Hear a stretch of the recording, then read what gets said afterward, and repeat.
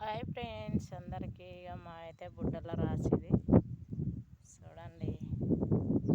ఎన్ని బుడ్డలు అయితే ఉన్నాయి, ఎన్ని బుడ్డలు అయితే ఏందనేది కామెంట్ బాక్స్లో కామెంట్ చేయండి ఫ్రెండ్స్. మేమైతే నిన్న బుడ్డకట్ట పట్టిస్తామని చెప్పినాం కదా, బుడ్డకట్ట అయితే పట్టించినాం. ఇక బుడ్డలు అయితే ఇట్టాయి.